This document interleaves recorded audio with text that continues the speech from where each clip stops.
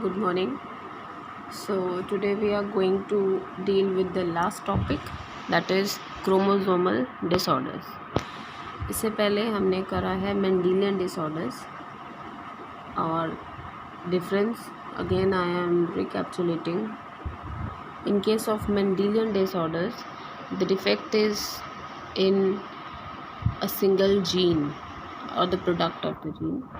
But in case of chromosomal disorders, the defect is either in the structure of the chromosome or in the number of the chromosome. So basically here we are dealing with the disorders where there is problem in the number of chromosomes. Okay, so chromosomal disorders, they are caused because of absence or excess or abnormal arrangement of one or more chromosomes. Clear? इतना तो clear है that disorder is in chromosome, complete chromosome. या तो वो अपनी जगह से delete हो गया, या उसकी कॉपीज़ 2 की बजाय ज़्यादा बन गई, या उसका अरेंजमेंट प्रॉब्लम हो गया. सो that is chromosomal disorder. Now so depending upon how many chromosomes are involved in a particular disorder, we divide these chromosomal disorders into two types. The first one is aneuploidy and the second one is polyploidy. Okay, aneuploidy, this means then when there is gain or loss of a chromosome due to failure of segregation of chromatids during anaphase. Okay, now understand this. Like we are having 46 chromosomes. Fine. So these 46 chromosomes, we also write them as 23 pairs. Okay, so 1 से लेके 23 तक chromosome इस metaphysic plate पे arranged हैं, और this is the second metaphasic plate जहाँ पर 1 से लेके 23. So this is what, this is this metaphase 1 जहाँ 2 मेटाफिजिक प्लेट होती हैं, right. And we know law of independent assortment. अगर 2 जीन पेयर की सेग्रीगेशन एक दूसरे पे डिपेंडेंट नहीं है, इसका मतलब 2 क्रोमोसोम पेयर्स की भी सेग्रीगेशन एक दूसरे से बिल्कुल इंडिपेंडेंट है. Fine. So normally what happens that this 1 to 23 they will move to this side, and this chromosome 1 to 23 will move to this side, and at the end we will have 2 cells with 23 chromosomes, जो कि number पहले 2n था, now it has become n. ये normal meiosis होता है, ठीक है. But in case of aneuploidy what happens that either, suppose कर लो we are dealing with chromosome number 21 here, suppose, क्योंकि आगे चल के आएगा तो मैं 21 का एग्जांपल ले रही हूँ, ठीक है.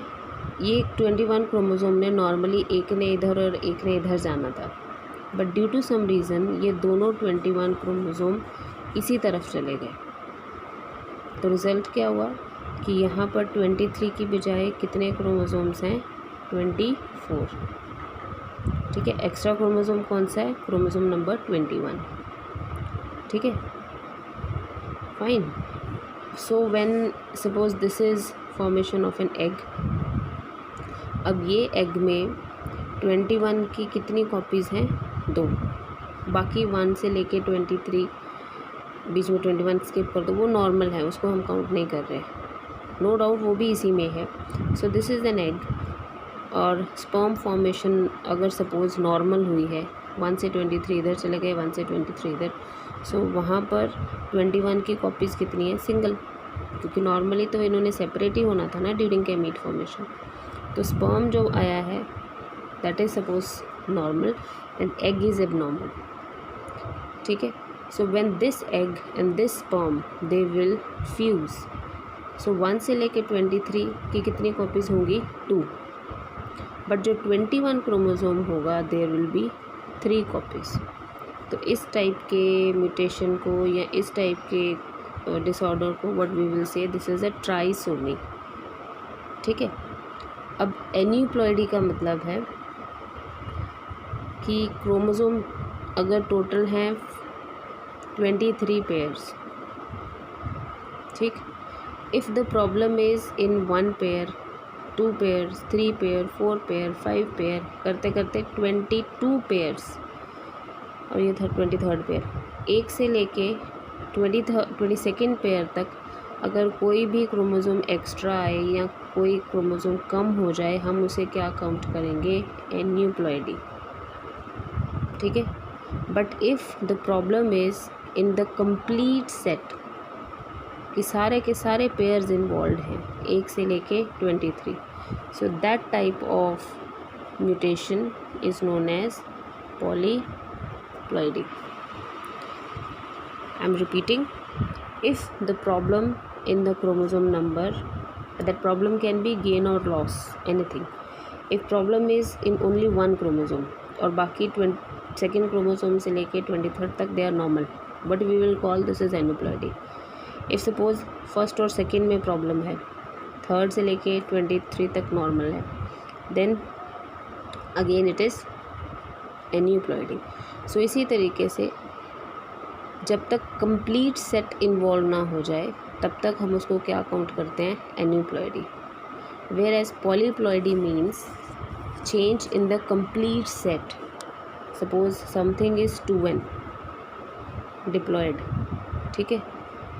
अब अगर ये किसी और डिप्लॉयड चीज़ के साथ फ्यूज़ हो जाए तो टोटल क्या बन गया? 4n।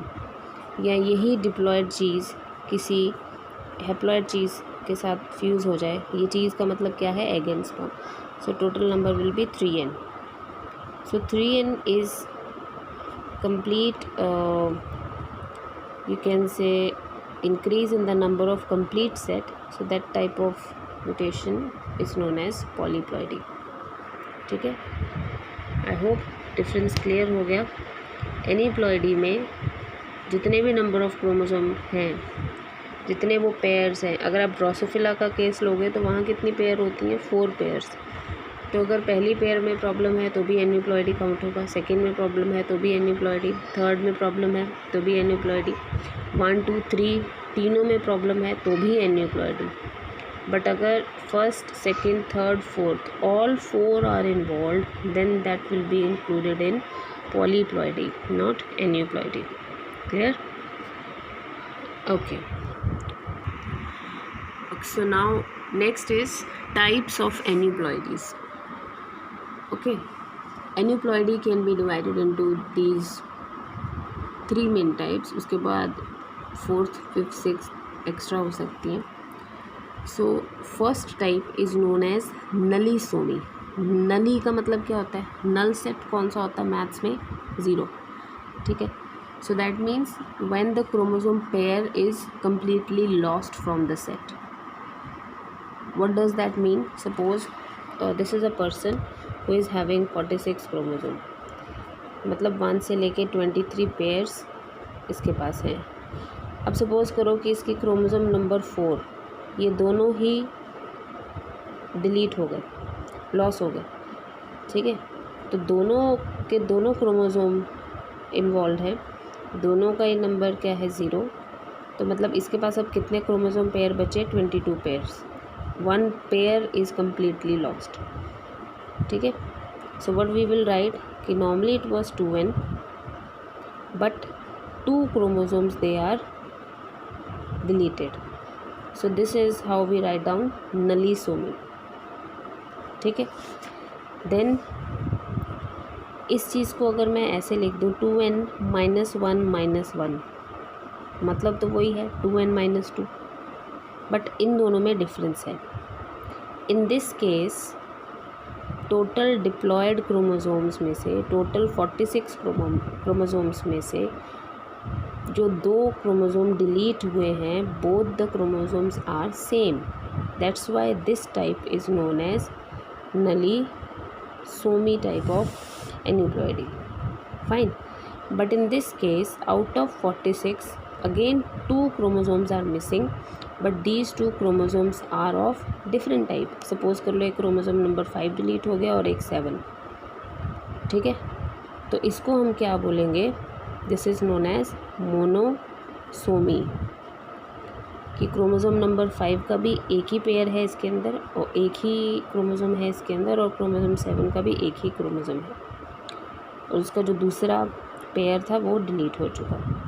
तो मोनोसोमी का मतलब क्या होता है, out of total chromosomes diploid chromosome any one chromosome is deleted, ठीक है। So this is monosomy. और अगर 2 क्रोमोसोम डिफरेंट टाइप के डिलीट हो जाए, again it is a monosomy. इसको आप डबल मोनोसोमी भी बोल सकते हो, एक और लगा दो तो वो ट्रिपल मोनोसोमी हो जाएगा, ठीक है। Then comes trisomy. ट्राइसोमी जैसे मैंने अभी आपको बताया, in case of trisomy if these there are 46 chromosome, ये तो नॉर्मल ही है, मतलब 2n है, बट इसके अलावा एक और क्रोमोसोम एक्स्ट्रा प्रेजेंट है। सो 2n+1 is the expression for trisomy, ठीक है। So this is trisomy. And if it is 2n+2, तो ये क्या बना, दिस इज़ टेट्रासोमी। इस 2n+1+1 इसमें और इसमें क्या फ़र्क है, जैसा इसमें फ़र्क है। इन दिस केस 46 क्रोमोसोम्स तो हैं ही, बट 2 क्रोमोसोम एक्स्ट्रा ऐड हो गए और वो दोनों जो ऐड हुए हैं they are the same number of chromosomes, let it be chromosome number 3, ठीक है। But in this case 2 extra chromosomes are added and those 2 extra chromosomes are of 2 different types, not of the same, ठीक। So again understand this from here and you can write it down in your notebooks, and please use the language that gives you a clear and easy understanding. I'm not recommending that you should copy it down as it is. मैंने जैसे बोला है उसको आप translate भी कर सकते हो इंग्लिश में, and make it very simple notes so that when you are again revising or reading them you can get an idea what you have written. Aneuploidy means gain or loss of chromosomes from the total set but not the complete set, ठीक है। any gain or loss of the chromosome, और उसका cause क्या है, why there is gain or why there is loss, that is because of failure of segregation. It is known as non-disjunction. Fine. ये again किसी भी तरीके का अगर कोई डिसऑर्डर आता है उसका एक ही रीज़न होता है, it is non disjunction. Disjunction का मतलब क्या होता है, एक proper separation, complete normal separation 1 से 20। मैं ह्यूमन के को लेके ही एग्जांपल ये सारे एक्सप्लेन कर रही हूँ। So chromosome number 1 to 23 they are in pairs, so they are separating normally during anaphase, then that is disjunction. But non disjunction means जैसे मैंने ये बोला था 21 क्रोमोसोम दोनों इधर चले गए, तो ये सेपरेशन तो एबनॉर्मल हो गई ना, so that is known as non disjunction, ठीक है। So if you get a question that what is the cause of this particular disorder, that is Down syndrome, या आगे जितने भी क्रोमोसोमल डिसऑर्डर आएंगे, हर क्रोमोसोमल डिसऑर्डर का एक ही रीज़न है, non disjunction during anaphase. Clear? Okay, so first type of aneuploidy is nullisomy. In total set 2 chromosomes they are deleted and both the chromosomes of same type. Monosomy, 1 chromosome is deleted from the complete diploid set. Trisomy, some extra chromosome is added to the diploid set. Tetrasomy, 2 extra chromosomes they are added to the set and these 2 chromosomes are of same type. Fine. So as you can see here, this is again showing trisomy of chromosome number 21. यहाँ उन्होंने ये chromosome 21 का pair है, ये कोई और आप लगा सकते हो, late it B x chromosome XX का पेयर है और 21 का पेयर है। उसी तरीके से सॉरी, इसको आप कोई और मान लो, let it be chromosome number again 4, ठीक है। This is chromosome number 4, this is chromosome number 21। इसको हम देख नहीं रहे हैं बिकॉज इसका सेग्रीगेशन नॉर्मल हो रहा है। तो यहाँ पे जब एग फॉर्मेशन हो रहा है या गैमीट फॉर्मेशन हो रहा है, सो नॉर्मल मियोसिस होने की वजह से जो फर्स्ट पेयर है it is separating normally half half, but जो सेकेंड पेयर है वो दोनों इसी तरफ चले गए, इधर कुछ नहीं गया, ठीक है। तो इस गैमीट के लिए वो क्या हो गया, नलीसोमिक, क्योंकि ज़ीरो है ही नहीं वो उधर, और यहाँ वो डबल हो गया, ठीक है। But in case of the second gamete formation it is a normal meiosis, तो एक बड़ा वाला क्रोमोसोम और एक 21 ये दोनों इधर आ गए। सो when this and this will fuse, ये और ये, तो ये क्रोमोसोम 4 का पेयर तो नॉर्मल हो जाएगा, बट क्रोमोसोम नंबर 21 की पेयर्स कितनी आ जाएंगी, 3। So this is known as trisomy 21। और जब ये वाला गैमीट इसके साथ फ्यूज़ करेगा, इसके साथ क्यों बता रहे हैं, क्योंकि इसके जो गैमीट्स बनेंगे सब सेम टाइप के बन रहे हैं। सो इन दोनों का पेयर नॉर्मल हो जाएगा, लेकिन इसकी दूसरी कॉपी नहीं है यहाँ, so this will be monosomy, ठीक है। मोनोसोमी का मतलब है डबल सेट, जो पेयर में हमने पढ़ा है that every gene and every chromosome they appear to be in pairs, तो ये पेयर का सिर्फ एक ही नंबर प्रेजेंट है, सो इट इज़ मोनोसोमी। ये पेयर से एक नंबर एक्स्ट्रा है, it is trisomy. Clear? Okay, so now we are going to, this is again the second type of cause or type of mutation, you can say it is polyploidy. This is increase in the whole set of chromosomes, ठीक है। अगर कोई 2n है, ठीक, हमारे में 2n is equal to 46, तो n का मतलब क्या होगा 23। तो अगर 23 के 23 क्रोमोसोम डबल हो जाए तो 2n प्लस n वो 3n हो जाएगा, और ज़्यादा n बढ़ गया तो वो 4n हो जाएगा, ठीक है। So this type of mutation is known as polyploidy, increase in the complete set of chromosomes, ठीक है। And of course again the cause is failure of cytokinesis in this case. वहाँ फेलियर है non disjunction, cause है non disjunction, anaphase proper नहीं है। But इस case में telophase के बाद अगर साइटोकाइनेसिस ना हो, नाउ अंडरस्टैंड दिस कि सपोज़ ये हमारा 2n है, ठीक है, ये बाद में डिवाइड होता है n इंटू n, वो n तभी डिवाइड होगा जब बीच में से साइटोकाइनेसिस करके ये सेल 2 में डिवाइड होंगे। अगर ये नहीं हुए तो ये तो 2n ही रह गया, then it will fuse with some n sperm और एग। अगर ये एग है तो इसका स्पर्म मान लो, तो टोटल क्या बन जाएगा 3n। Show cause of polyploidy is absence of cytokinesis, whereas cause of aneuploidy is absence of proper separation, that is cause is non-disjunction, ठीक है। So now coming on to the first type of chromosomal disorders, 3 disorder हैं हमारे syllabus में। First one is Down syndrome, और ये जो नाम है सिंड्रोम के, they are after the name of the scientist who has discovered it and has given the information about this particular disorder. So Down's syndrome, this is also known as Mongolism syndrome. What is the cause of this syndrome? That there is extra copy of 21 chromosome is present in the each cell of the person, ठीक है, fine. अब जैसे मैंने आपको ये करके बताया था दिस वन, ठीक है, अगर ये दोनों 21 क्रोमोसोम एक ही साइड चले जाएंगे and if this egg is fusing with this sperm, तो इससे जो जाइगोट बनेगा उसके हर सेल में 21 की कॉपीज़ कितनी होंगी 3, तो इसलिए हम इसे क्या बोल देंगे ट्राइसोमी 21, ठीक है।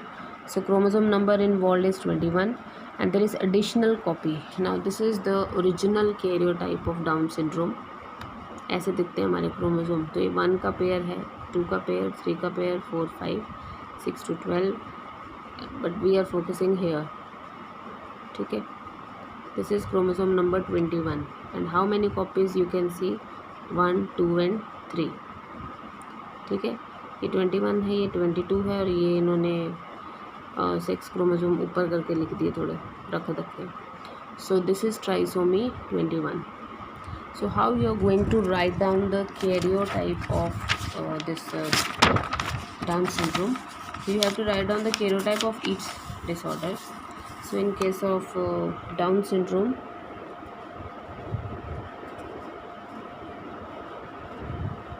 लिखा तो ऊपर भी है बट वो थोड़ा कंफ्यूजिंग रह जाएगा आपको. नाउ डाउन सिंड्रोम में विच क्रोमोसोम इज़ इन्वॉल्व? 21. अब 21 क्या होता है? ऑटोसोम. ठीक है, तो 27 की कितनी कॉपीज़ हैं? 3. तो याद रखना है this is known as trisomy 21. So Down syndrome male भी हो सकता है, डाउन सिंड्रोम फीमेल भी हो सकती है. Why? Because chromosome involve is a autosome, और 21 क्रोमोसोम मेल और फीमेल में सेम ही होता है, इसमें कोई चेंज नहीं है. So how you are going to write down the karyotype of down syndrome male, a boy और a male which is having Down syndrome? First of all, what are the total number of autosomes? 44. ठीक है, plus this is a male XY, तो ये हो गया 44, 45, 46. तो ये तो हो गया एक नॉर्मल मेल का karyotype 44 plus XY. But if this is a Down syndrome male तो इसमें 21 की कॉपी एक्स्ट्रा है, तो you can write down here as 21. ठीक, सो टोटल नंबर कितना बन गया? It is 47. 44, 45, 46, 47. क्लियर है? In case of female it will be 44 autosomes plus XX plus 21. Again the total number is 47. ठीक है, so this is how you have to. ये 1 mark का question आ सकता है. Write down the karyotype of male Down syndrome या female having Down syndrome, and what are the total number of chromosomes in Down syndrome? It is 47 in each cell. Okay, now what are the features of a person who is having this type of disorder? First is short stature. That means उसकी height जो है वो छोटी रहेगी. Symptoms आपको learn करने हैं, इसमें और कुछ ज़्यादा नहीं करना. Small and round head, you can compare with this particular boy. Height में थोड़े छोटे, फेस राउंड होता है. ठीक है, मून शेप्ड फेस भी बोलते हैं इसको. Furrowed tongue, the tongue is generally furrowed. What does that mean? कि if this is the tongue, ये हमारी नॉर्मल टंग है, इनकी टंग थोड़ी सी फरोड होती है लाइक दिस. ठीक है, furrowed tongue and partially open mouth. मुंह इनका हमेशा खुला रहता है. ठीक है, palm is very broad with characteristic simian crease. Palm crease is known as simian crease. Now see here, और अपने हाथ को भी साथ में देख सकते हो, मेरा हाथ भी देख सकते हो. ठीक है, सो हम दोनों का ये राइट हैंड ही है. So see this particular line, this one जो ये यू सा बन रहा है. ठीक है, सो जो फर्स्ट लाइन है सबसे ऊपर, it is starting from between these 2 fingers and then it is forming half semicircle, you can say. But in case of this, here it is a straight line. तो अगर इसको diagrammatically if I draw, if suppose this is the hand,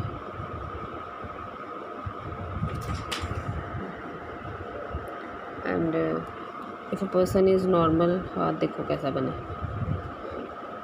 person is normal तो उसकी ऐसे होगा crease. But अगर वो down syndrome है तो उसकी ये क्रीज सीधी होती है, and this is known as simian crease. Crease means line. ठीक है, so presence of a broad palm having a typical palm crease known as simian crease. Simian के spelling you can see here and you will write out simian crease. Mentally not very active, retarded, person is retarded physically, psychomotor wise, mental development. Psychomotor का मतलब होता है the body movements, they are not under the control, हाथ पैर हिलते रहेंगे उनके. Then they may have congenital heart disease too. ठीक है, so they have heart problems congenitally means by birth. Okay अब ये सारे फीचर्स जो हैं ज़रूरी नहीं है if a person is having Down syndrome तो उसमें ये सारे ही फीचर्स हों, इसमें कुछ फीचर्स हो सकते हैं. और ऐसा भी नहीं है जिसमें सीमियन क्रीज है वो इंसान डाउन सिंड्रोम है. ठीक है, तो फाइनल हमें कैसे प्रूफ मिलता है दैट अ पर्टिकुलर पर्सन और a child is having this type of syndrome. ठीक है, that is by doing karyotyping. उसका ब्लड सैंपल लेके ब्लड में से क्रोमोसोम्स को आइसोलेट करके. ठीक है, मैंने पहले भी बताया था कैरियोटाइप कैसे करते हैं. ब्लड सैंपल में से उसके WBC सेपरेट करेंगे, उसमें से क्रोमोसोम्स को लेंगे and we will arrest those chromosome at the metaphase stage.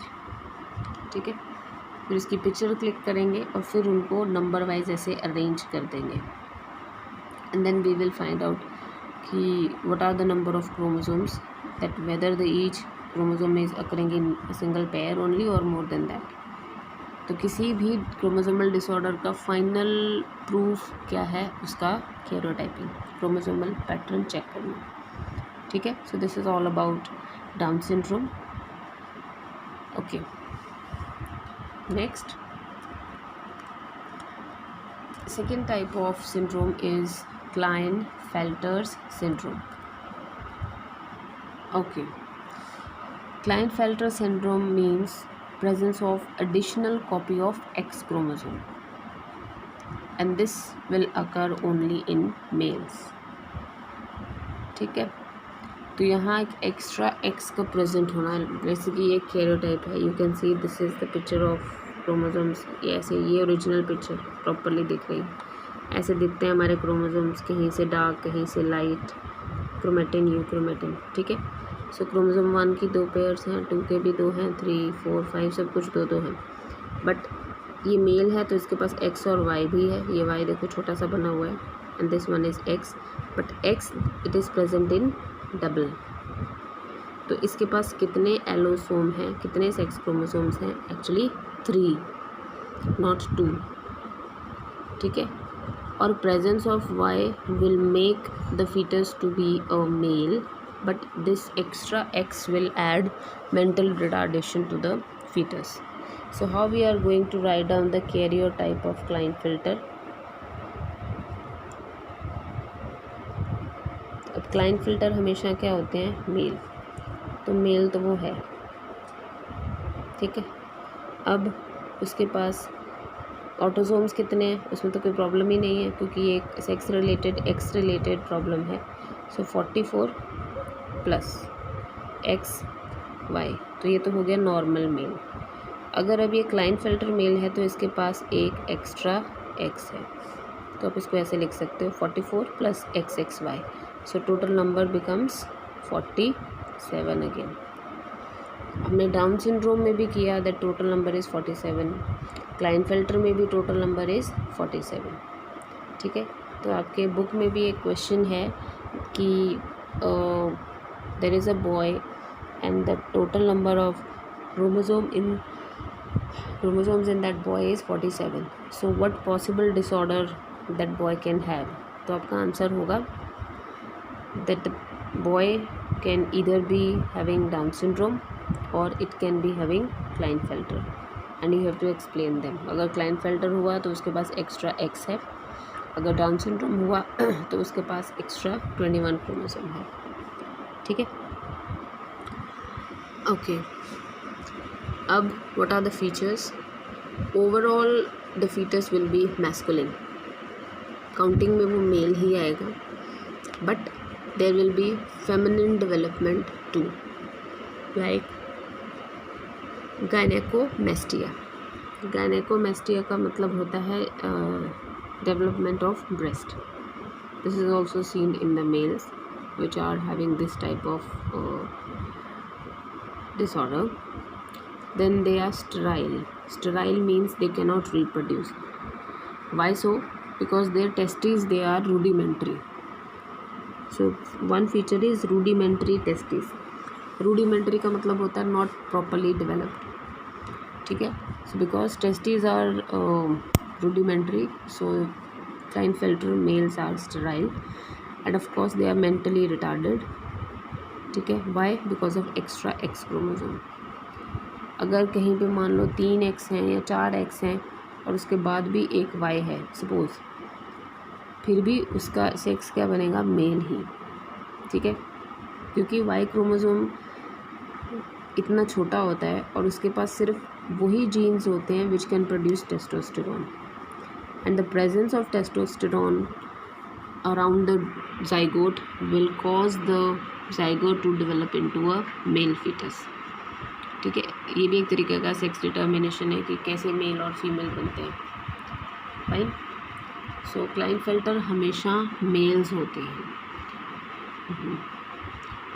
Okay. So now you can compare hair.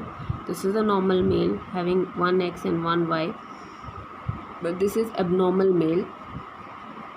ठीक है. क्लाइनफेल्टर सिंड्रोम है, इसके पास एक्स्ट्रा X है, तो he is having gynaecomastia also, और हाइट भी इनकी थोड़ी नॉर्मल से लंबी होती है. ठीक है. अगेन द सेम थिंग, कोई ज़रूरी नहीं है कि सारे फीचर्स उस एक पर्टिकुलर क्लाइनफेल्टर सिंड्रोम पर्सन में हो सकता है एक आधा मिस हो जाए. ठीक है. So how we can finally find out that the person is having Klinefelter syndrome और not? It is again by doing the karyotyping. Okay. Now the last chromosomal disorder, it is Turner's syndrome. Turner's name of the scientist. Turner syndrome is present only in females. This is a type of monosomy disorder. जो 21 chromosome किया था, trisomy 21 था, तो वो trisomy type का defect था. ठीक है. और जो क्लाइनफेल्टर है वो भी ट्राइसोमी ऑफ सेक्स क्रोमोसोम है, क्योंकि 3 सेक्स क्रोमोसोम्स हैं XXY. But Turner syndrome is an example of monosomy, क्योंकि नॉर्मल एक फीमेल में 2 X होते हैं, बट यहाँ single X is present in the female because the other one is absent. तो सिंगल कॉपी है पेयर में से, तो उसको आप क्या बोल देते हो? मोनोसोमी. 2n-1 था ना. सो presence of single X will cause the fetus to be a female, तो वो बाय सेक्स उसको क्या काउंट करेंगे? That she is a female. ठीक है. And how you are going to write down the karyotype? Okay. Now ये हमेशा female होती हैं, तो वो XX है सपोज. ऑटोसोम को कोई लेना देना नहीं है, तो ऑटोसोम का नंबर नॉर्मल.